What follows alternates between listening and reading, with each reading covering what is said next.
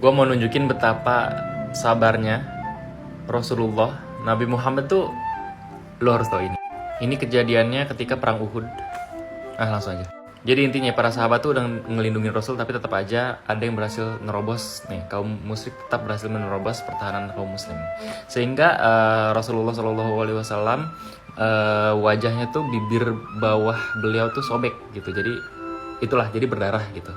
Dan kebetulan ini gue ambil dari website kuliahislam.com. Dan memang ini tuh benar-benar terjadi. Gue nyari referensinya aja gitu. Kita lanjut. Namun di tengah hal itu Rasulullah SAW malah tidak henti-hentinya menadahi tetesan darah itu dan mengusapnya ke dada supaya tidak menetes ke tanah meski dalam keadaan genting sekalipun. Setelah perang mereda, seorang sahabat memberanikan diri bertanya mengenai perilaku beliau tersebut.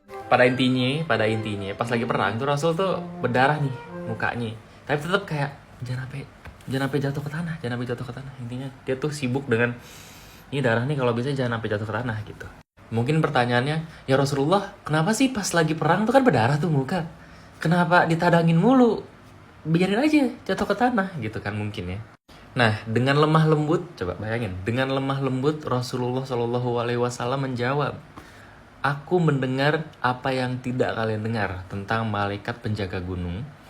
Kalau ada setetes darahku menyentuh bumi, maka Allah Subhanahu wa Ta'ala akan menurunkan azab dari langit kepada mereka yang memerangi. Coba tuh lu bayangin, dia lagi perang nih. Dalam otak gue nih, kalau perang tuh kayak ya udah gitu, hajar aja. Maksudnya kayak ya udah sih gitu, namanya juga perang. Rasulullah tuh beda, walaupun perang tapi kayak mungkin masih mengharapkan masih bisa nih dia diselamatkan untuk mengetahui Islam tuh kayak mana sih. Ditanya lagi, mengapa engkau tidak mendoakan para musuh Allah itu supaya celaka? Rasulullah jawab lagi, sesungguhnya aku tidak diutus untuk melaknat, tetapi berdakwah dan menyebarkan rahmat kepada seluruh alam. Nggak habis pikir gue rasanya kayak, hah? Iya sih gitu. Rasulullah nih dari cerita ini udah berdarah dia, tapi tetap kaum musyrikin tuh kayak dianggap tuh ini masih ada kesempatan, masih bisa, ayo.